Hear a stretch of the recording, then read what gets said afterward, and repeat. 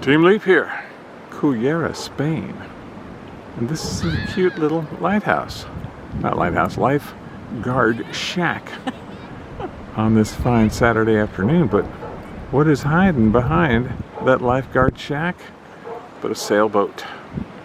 And I'll zoom in a little closer here because this sailboat is on a regatta. And he's going to turn around this little orange buoy.